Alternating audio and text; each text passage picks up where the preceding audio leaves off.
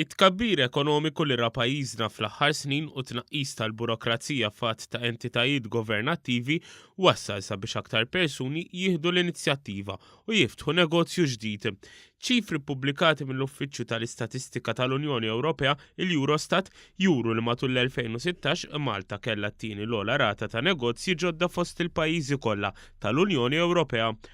Iċ-ċifri juru li r-rata ta' negozji ġodda f'Malta kienet ta' 16.4%, kienet biss il-Litwanja li kellha rata aktar għolja minn ta' Malta bi 18.8%.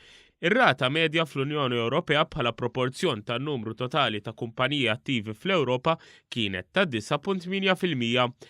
Malta klassifikat qabel pajjiżi bħal Renju Unit, Franza, l-Olanda, l-Lussemburgu, l-Italja u l-Ġermanja li l-biċċa kbira tagħhom kellhom rata anqas mill-medja Ewropea.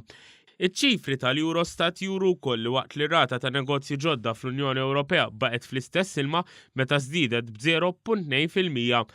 F'Malta r-rata rdoppjat minn ftit aktar minn 8% għal aktar minn 16%.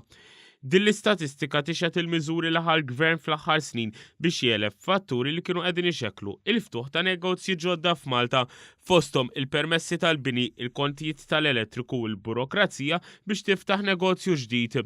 Fost oħrajn bil-ftuħ ta' ċentru Business First fl-Imrieħel li ġabar taħt saqaf wieħed bosta servizzi offruti minn entitajiet governattivi biex jiffaċilitaw il-ftuħ ta' negozji ġodda f'Malta.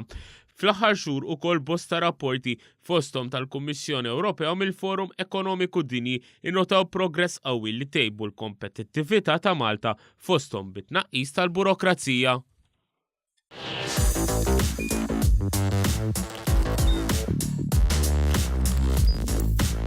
Idħol fuq one.com.mt u hemmhekk tista' tara l-programmi kollha li jxandru fuq One permezz ta' One Play.